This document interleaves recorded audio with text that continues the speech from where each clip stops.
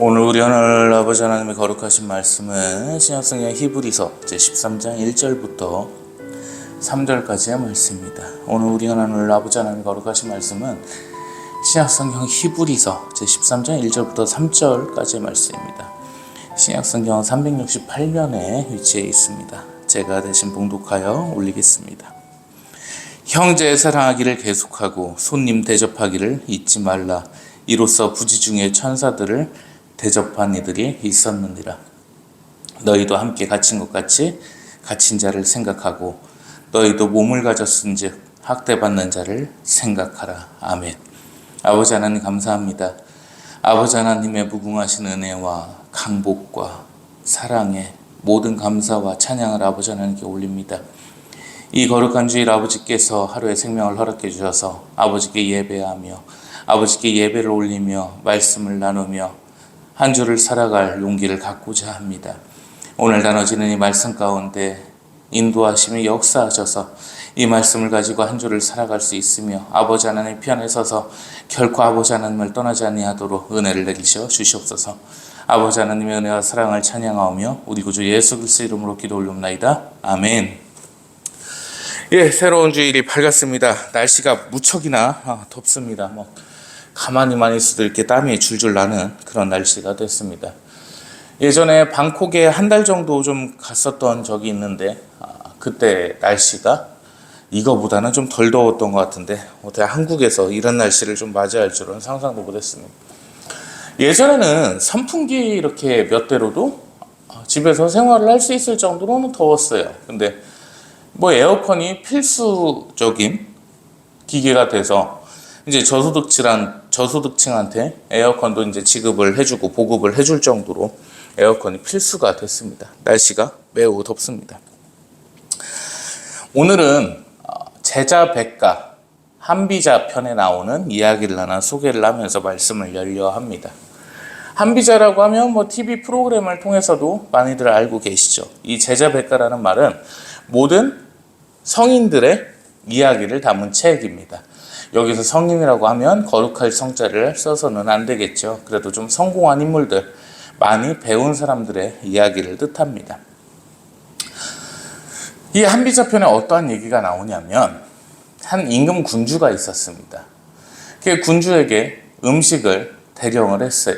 그래서 이 군주가 음식을 먹다 보니까 조그만한 이 설탕에 버무린 지금으로 따지면 강정 정도가 되겠죠. 그거를 하나 이제 먹으려고 하는데 머리카락이 그 강정에 돌돌돌돌 한 10가닥이 감겨 있는 겁니다.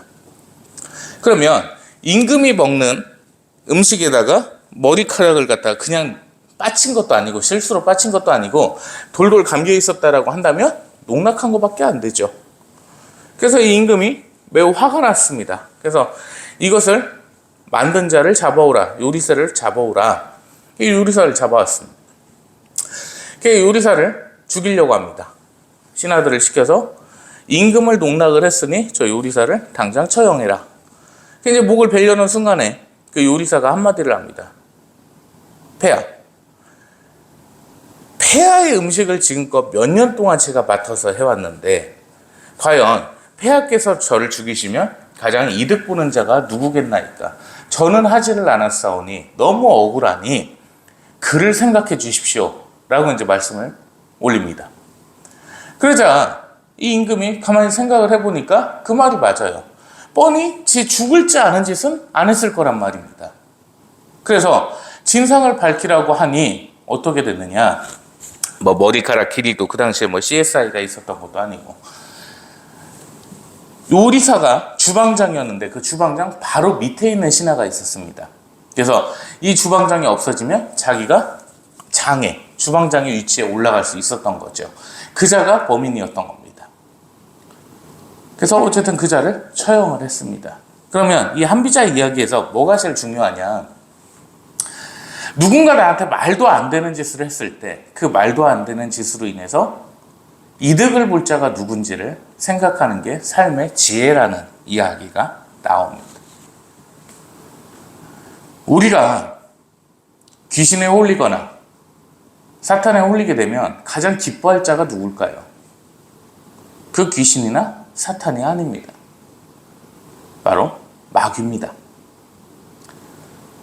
제일 수장이고 우두머리에 있는 그 마귀가 제일 기뻐하겠죠.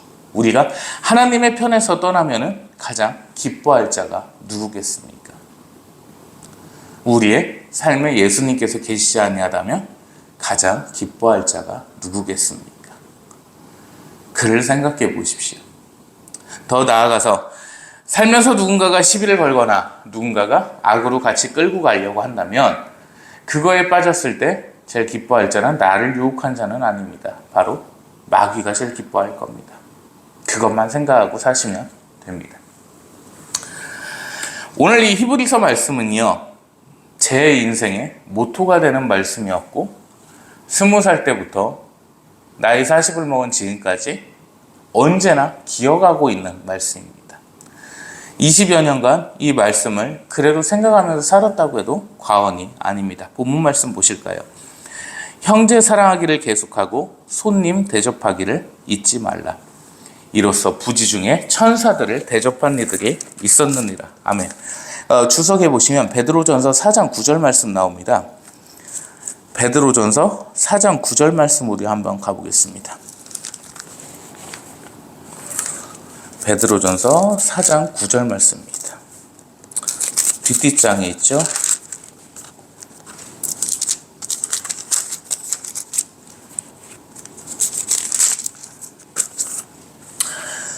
봅니다. 서로 대접하기를 원망 없이 하고 각각 은사를 받은 대로 하나님의 여러 가지 은혜를 맡은 선한 청지기 같이 서로 봉사하라. 아멘. 이 말씀을요,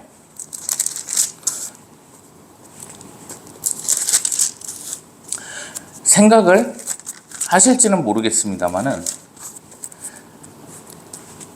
날씨가 더우니까 생각도 잘 안 나네요. 믿음의 아버지신 아브라함 선생님을 보셔야 됩니다. 아브라함 선생님이 이런 여름날이었습니다. 더워요. 너무 더운데 부채질을 하면서 바깥에 앉아 계셨습니다. 근데 어떤 노인 세 분이 걸어오십니다. 근데 영분별의 능력이, 은사가 어마어마하셨던 분입니다.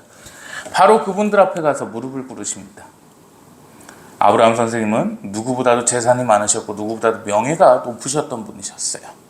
그런데 그분들을 느끼시기에 일반인이라 생각이 드시지 않았던 겁니다. 바로 그분들은 하나님의 사자, 천사셨던 거죠.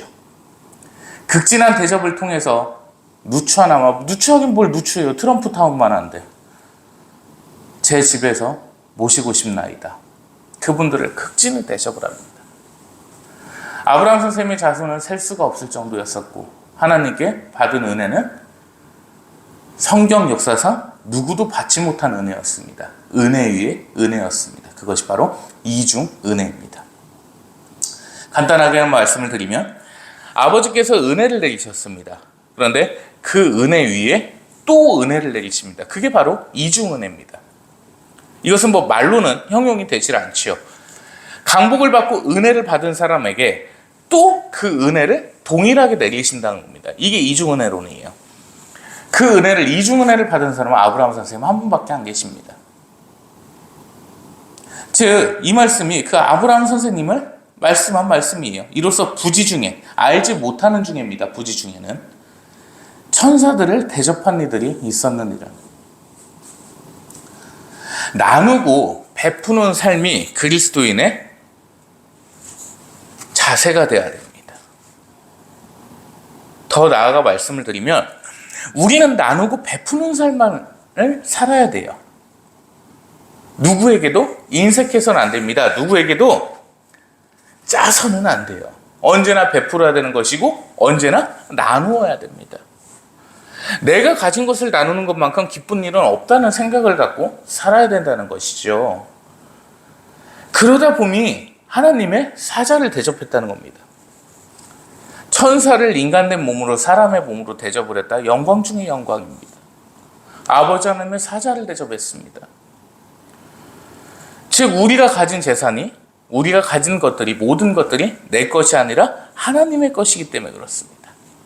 그 하나님의 것은요, 아버지의 것은요, 결국 내가 지키고만 있는 것이지 내 것이 아니란 얘기예요. 포도원에 일하는 근로자들과 같습니다. 아버지께서 맡기신 겁니다. 한 달란트씩.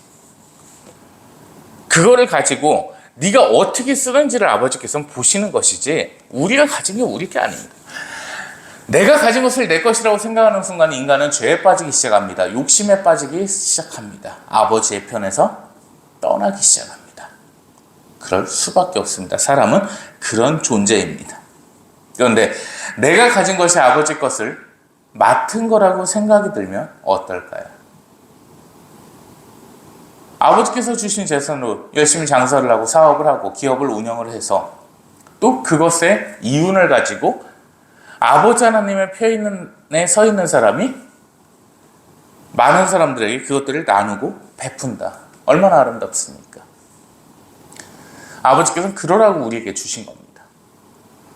인색해서는 결코 안 됩니다. 우리가 가진 건 우리 게 아니기 때문입니다. 100번을 강조하고 1000번을 강조하고 10,000번을 강조해도 지나치지 않습니다. 내 입술에 고백이 돼야 됩니다. 사람이 마음으로 믿어 의에 이르고 입술로 시인하여 구원에 이르느니라. 내 입술의 고백이 늘 있기를 바라요. 내 것이 결코 내 것이 아닙니다. 아버지 겁니다. 왜 내 거라고 생각을 하고 삽니까? 그러다 보니까 안 베풀어지죠. 내 통장에 1억 있다고 칩시다.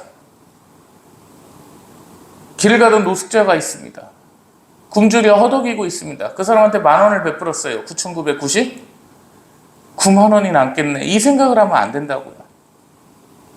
내 수중에 10만 원이 있습니다. 그 노숙자한테 2만 원을 준다고 칠게요. 8만 원밖에 안 남겠네. 이 생각에서는 안 된다는 겁니다. 사람은 보상심리가 있을 수밖에 없죠. 이렇게 하면 하나님께서 나중에 부어주시겠구나 라고 하면서 위선적으로 도와줄 수도 있겠죠. 그런데요, 사람은 그런 마음 들 수밖에 없습니다. 원래. 그러더라도 하십시오. 그래도 베풀어야 됩니다. 늘 베풀고 베풀고 베풀다 보면 물론 뒤통수도 많이 맞아요. 어떤 놈 하나 이틀 동안 밥을 못 먹었다고 해서 도와줬더니 돈 적게 보내줬다고. 제가 그때 3만 원인가 2만 원 보내줬던 것 같아요. 답장 하나 안 하길래 나중에 보니까 짬깨예요. 조선조. 그 흔히 얘기하는 보이스피싱 비슷하게 다 한 겁니다. 금액이 작기는 하지만. 고시원에 사는데 월세를 못 냈다고 해가지고 또 몇 번 도와준 적이 있습니다. 고맙다는 인사 단 한 번도 없습니다. 더 도와주면 안 될까요? 이런 얘기도 듣습니다. 그럼에도 불구하고 나누고 베풉니다. 왜? 그러다 보면 언젠가는 거룩한 도움이 될 수 있지 않을까. 그 생각을 하는 겁니다. 어떻게 인생 살면서 딱딱 좋은 것만 할 수 있겠습니까? 하다 보면 뭔가는 있겠죠. 그렇게 나누고 베푸는 삶 가운데서 아버지께서 내려주시는 은혜는 어마어마합니다. 세상 만물에 주께서 아버지 하나님이시기 때문입니다. 그 아버지 하나님께서는 우리를 부유하게도 만드실 수 있으며 가난하게도 만드실 수 있으며 세상의 가장 높은 자리에 올리실 수도 있고 세상의 가장 낮은 자리에 앉히실 수도 있습니다. 그 아버지 하나님 것을 인정을 하면서 아버지 하나님의 거룩하신 이름을 드높이고 산다면 내게 걱정될 것이 과연 무엇이 있겠습니까? 우리 5절 말씀 볼까요? 13장 5절 말씀입니다. 돈을 사랑하지 말고 있는 바를 족한 줄로 알라. 그가 친히 말씀하시기를 내가 결코 너희를 버리지 아니하고 너희를 떠나지 아니하리라 하셨느니라. 아멘. 돈을 사랑하지 말라고 하십니다. 욕심내지 말라는 것이 원문의 말씀입니다. 큰 욕심을 내지 말라고 원문에서 말씀을 하세요. 있는 바를 족한 줄로 알라 하십니다. 지금 내가 먹고 살고 있는 것만 해도 감사할 줄 알라고 하십니다. 그러면서 예수님께서 뭐라고 말씀하셨죠?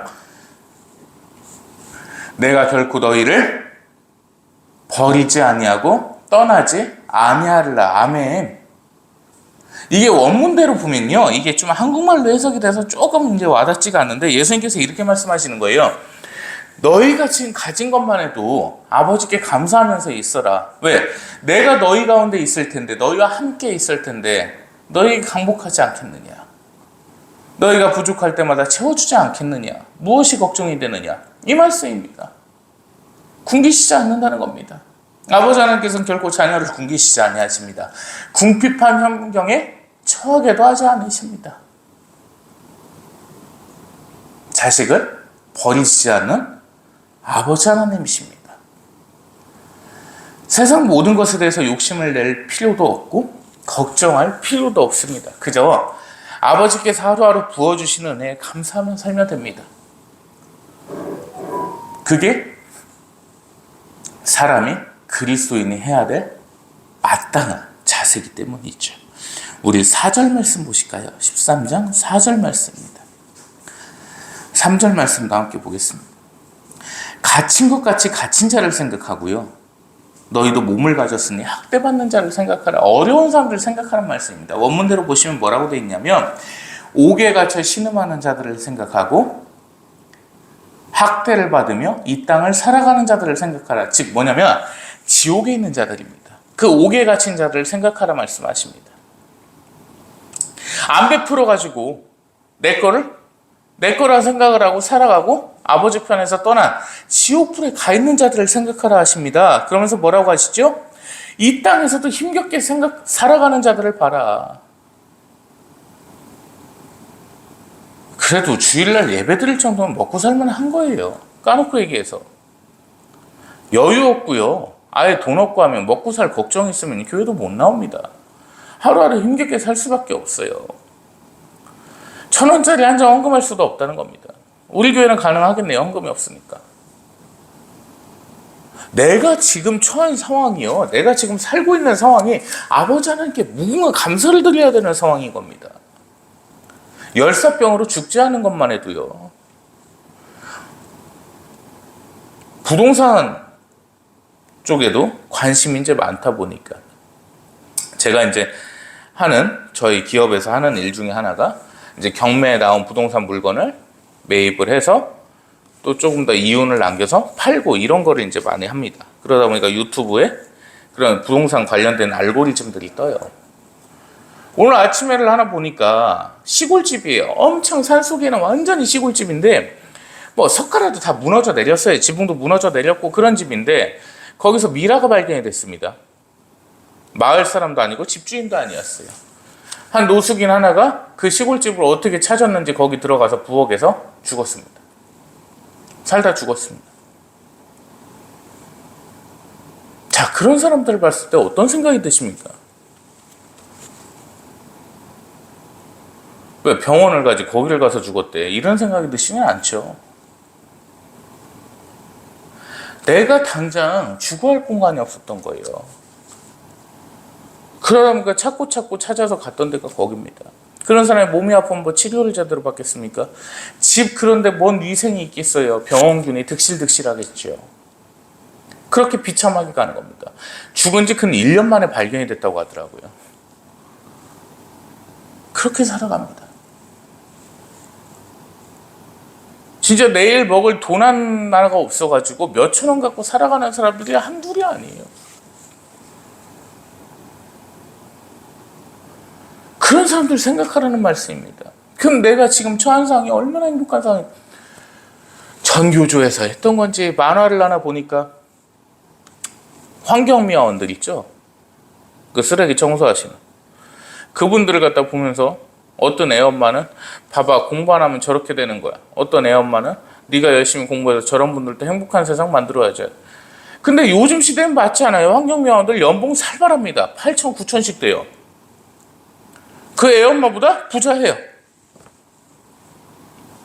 비유가 잘못됐어요. 집이 없어서 떠돌거나 고독사고를 하거나 이런 사람들을 보면서 공부 열심히 해서 저런 사람 되지 마. 그 말이 왜 틀려요? 맞아요. 어릴 때 공부해야죠. 학생 때는 공부밖에 없어요. 열심히 공부해서 부도 갖고 명예도 갖고 아버지 하나님의 거룩하신 이름 드높이면서 살면 얼마나 행복합니까? 나누고 베풀고 살면요. 그 어려운 자들 도와줄 생각하라고요. 그리고 그들의 삶을 보고 내 행복을 느끼라는 또라이 짓을 하라는 게 아니고 그들의 삶을 보면서 아버지 하나님께 감사하라고요. 아버지 하나님께 그래도 저를 버리지 않으셔서 제가 저렇게는 살고 있지를 않네요. 아버지 감사합니다. 그렇게 살아라는 말씀입니다. 바울 선생님께서 하신 말씀이에요. 4절 말씀 보고 오늘은 말씀을 한번 마무리 지리합니다. 물론 4절 말씀이 10분 이상 될 수도 있지요. 모든 사람은 결혼을 귀히 여기고 침소를 더럽히지 않게 하라. 음행하는 자들과 간음하는 자들을 하나님이 심판하시리라. 아멘. 아까도 유튜브 알고리즘을 보다 보니까 썸네일 있죠? 그 처음에 이제 뜨는 거. 결혼 1년 만에 혼인신고 이따위로 뜬 작가가 올팸인지 머리가 폈는지 애비애미가 없는지 가정교육을 독학을 했는지 그렇게 써놨습니다. 여러분, 결혼이라는 것은요, 문서로서 진행이 되는 겁니다. 그게 사회적 규범이자 약속입니다. 좀 쉽게 얘기를 하자면 저는 서류가 아니면 믿지 않는 사람입니다. 전 세계에서 누구보다 명예가 있다는 사람이 저한테 와서 말을 한다고 하더니 저는 그 말을 믿질 않습니다. 모든 것은 서류가 증빙이 돼야 됩니다. 결혼은요, 정말 귀한 겁니다. 왜 귀한 거냐면 생전 생판 모르던 사람들 둘이 만나서 가족이 되는 겁니다. 잘 한번 생각해 보십시오. 남자분들은, 남편분들은 아내분을 생각을 해보시고 아내분들은 남편을 생각을 해보시고 생전 알지도 몰랐던 사람입니다. 그런데 그 알지도 몰랐던 사람과 한 집에서 살게 됩니다. 그리고 아이가 생기면 그 아이가 그 사람들의 그 둘만의 가족이 되는 것이죠. 즉 내가 A라는 공동체에 있었다고 한다면 그 공동체에서 나오는 것이 결혼인데 그 A라는 공동체에서 나와서 다시 B라는 공동체가 생기는 겁니다. 공동체 하나가 다시 생기는 거예요. 그게 결혼입니다. 모르는 사람끼리 한평생을 살아가야 되는 겁니다. 이 결혼이라는 것이 결코 쉬운 게 아니고 하찮은 게 아닙니다. 얼마나 귀한 건데요. 특히 그리스도인의 결혼은 그렇습니다. 불신자랑 결혼하면 안 됩니다. 결혼은요, 아버지 하나님께서 짝지어 주시는 겁니다. 그냥 순응하면서 살아야 되는 겁니다. 결혼을 얼마나 우습게 봤으면 교회 다닌다는 것들이 이혼을 처하고 있어요. 예전에 전도사 때, 강도사 때구나, 누가 그 얘기를 하더라고요. 그런 설교를 한번 했더니 목사님 그러면 쳐 맞고도 살아야 됩니까? 뭐 이런 얘기도 하더라고요. 왜 쳐 때리는 놈하고 결혼을 했어 그러면? 분별 못한 거 아니야. 불신자랑 결혼했어요. 그렇게 돼요. 하찮게 생각하고 우습게 생각을 하니까. 이 결혼이라는 게 얼마나 소중한 건데요. 동거가 결코 결혼이 아닙니다. 여러분, 정확히 말씀드립니다. 우리 결혼하는 형제 자매들도 잘 들으세요. 결혼식 한다고 해서 결혼하는 거 아니에요. 결혼식만 하고 둘이 잠자리 하시면 그 간음입니다. 간음이에요. 혼인신고가 이루어져야 됩니다. 결혼은 혼인신고로서 이루어지는 게 결혼이에요. 결혼식 한다고 해서 결혼하는 거 절대 아닙니다. 요새 무슨 미친 것들이 사실혼이다 뭐다 해가지고 저 아는 분이 보험을 갖다 한 30년 영업한 그 지점장님이 계세요. 그분하고 이제 통화를 하는데 요새는요, 대표님, 사실혼이 거의 70% 되는 것 같아요. 그 얘기를 하더라고요. 안 돼 있어요, 서류로는. 걔 연예인 애들이나 이렇게 보면 그 마동석이도 그렇죠. 예정화하고 뭐 결혼식을 갖다 조만간에 했는지 하는지는 모르겠습니다. 혼인신고한 지 1년 넘은 그 부부예요. 근데 뉴스에 예비 부부라고 떠요. 정신이 높아져서 그래요. 미개에서. 결혼을 귀하게 생각을 안 하는 겁니다. 그러면서 뭐라고 말씀하세요? 침소를 더럽히지 않게 하라. 잠자리 더럽히지 말라고요. 형제들, 이 여자 저 여자 데리고 와가지고 지저분하게 만들지 말라고. 자매들, 이놈 저놈 만나서 모텔방 가서 지저분하게 몸 관리하지 말라고요. 그 말씀입니다. 그러한 음란한 시대가 됐습니다. 갑자기 지명이 생각이 안 나는데 그 강원도 어디죠? 그 빠지하러 많이 가는데 양양이죠, 양양. 우리 이하연 전사님 참 유튜브를 많이 보시는 것 같아요. 그런 거 많이 하시는 거 보면. 그 양양을 가면 유튜브에다가 예배 끝나고 양양 쳐보세요. 그러면 막 그 뻘거벗은 애들 잔뜩 나옵니다. 머슴하고 기집하고 막 다 벗고 있어요. 다 벗고 돌아다녀요. 술집이 세상에 얼마나 잘 되는데 저다 술집을 한번 차려볼까 뭐 그 생각으로 살짝 흔들어. 목사가 말 짓은 아닌 것 같아가지고 잔뜩 있어요 그 애들이. 자, 퀴즈 하나 냅니다. 그 양양에서 제일 성행하는 업종은 뭘까요? 쉬운 말로 제일 장사가 잘 되는 업은 뭘까요? 통계가 나와 있어요. 숙박업입니다. 모텔. 제일 잘 돼요. 일반 이런 도시에서 5만 5천 원 하는 모텔비가 거기에서는 11만 원, 12만 원씩 합니다. 누가 갈까요? 결혼한 부부가 양양에 가가지고 우리 빠지 타고서 모텔 가서 잘까? 그 짓은 안 하겠죠. 그건 부부 아닙니다. 혼인신고가 안 됐든지. 그런 시대에 살고 있다는 거예요. 서로 간에 몸을 귀하게 생각을 안 해요. 남자나 여자나. 함부로. 근데 뭐 낙태죄를 폐지를 하라고 이 정신학 그렇게 음란한 시대에 살고 있습니다. 침소를 더럽히지 않게 하라. 음행하는 자들과 간음하는 자들을 어떻게 하신다고요? 아버지께서 심판하십니다. 아멘. 이게 현실의 시대입니다. 우리는 이런 세상을 살아가고 있어요. 이러한 현실 속에 살아가고 있고 안타깝습니다. 아버지 하나님께서 정해놓으신 몇 가지 규칙들이 있습니다. 법들이 있습니다. 남녀간에 만나서 혼인을 하면 결코 헤어져서는 안 됩니다. 서로 간에 순응하면서 살아야 되고 결코 여자가 남자를 가르칠 수 없으며 앞지를 수 없습니다. 그런데 미친 세상이 돼가고 있습니다. 박성광이하고 그 이소리가 동상이몽을 찍었습니다. 기도 안 차요. 뭐 얘기하면 또 100% 고발 들어올 것 같아가지고. 그 동상이몽이나 여러 가지 뭐 그 스케치 코미디라고 합니다. 요즘 현실을 좀 풍자를 해서 이렇게 나오는 것들 보면 기가 막히게들 살고 있습니다. 남녀 간에 만나서 하룻밤에 정이 불붙어가지고 여관방을 가는 게 당연한 듯이 나와 있고요. 서로 더럽히고 싶지 않다고 혼인신고 안 하고 같이 동거하는 게 당연하듯이 나와 있습니다. 그게 현실입니다. 한국이라는 나라를 가지고 국뽕에 가득 차서 뭐 대단한 나라 어쩐 나라 얘기들 하는데 제가 한국인의 90%가 미개하다고 그랬죠. 이번 파리 올림픽을 보니까 그 양궁 김재덕이 소리 꽥꽥 질러대죠. 양궁이라는 스포츠는요 정말 집중력을 유의해야 됩니다. 제가 그걸 왜 하냐면 양궁을 저는 해본 적은 몇 번 없습니다. 국민학교 때 양궁부가 좀 멋있어 보여가지고 엄마한테 부탁을 해가지고 한번 들어갔던 적이 있습니다.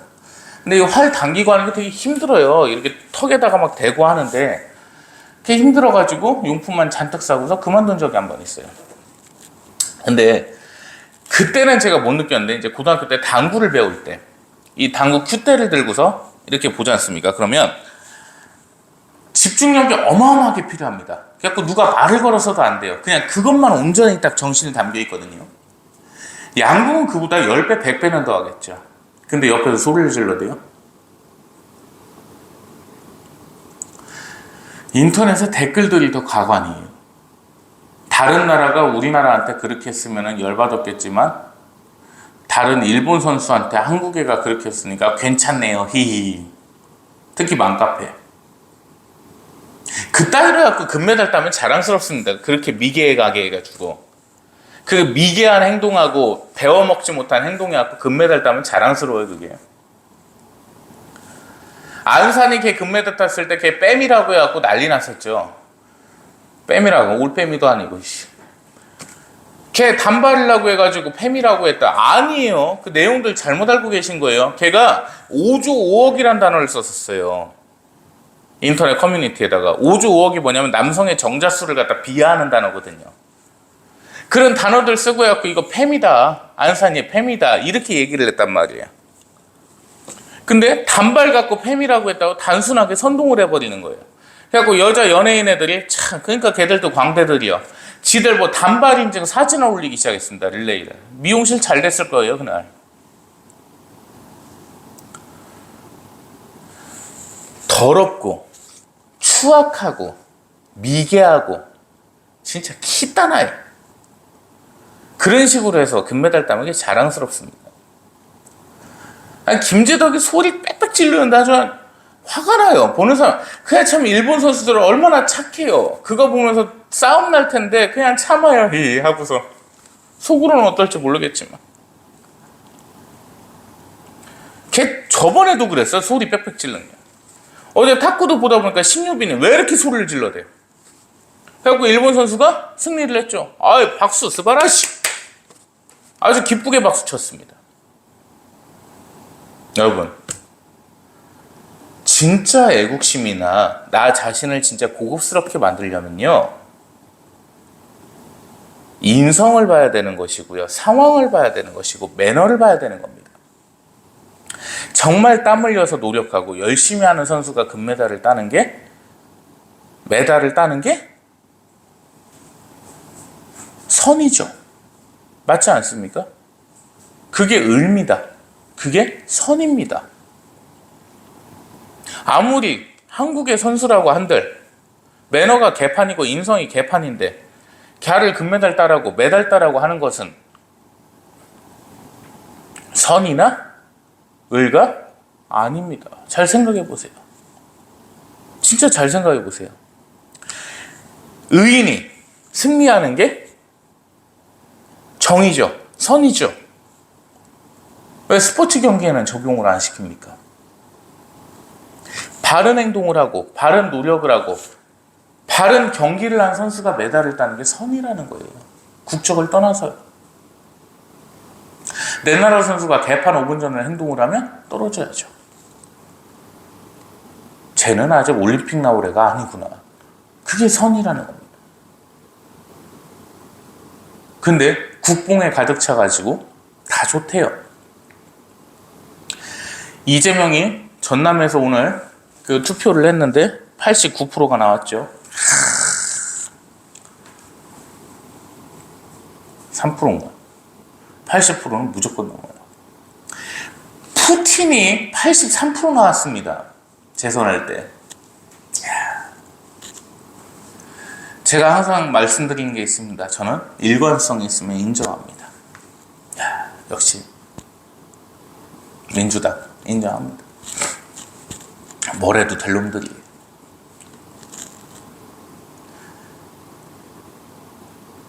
그게 의고 그게 선입니까? 이재명 음주운전부터 시작해서 검사 사칭에다가 별거 다 있죠. 그래도 좋대요. 김혜경이 소고기 사 먹어도 좋대요. 그거랑 똑같지 않습니까? 올림픽 경기 보면. 잘못됐어도 한국 선수니까 아이 좋다. 장담하는데 한국에 거주하는 사람 중에 어제 하였다 선수가 동메달 땄을 때 가장 크게 제가 좋아했어요. 그게 선입니다.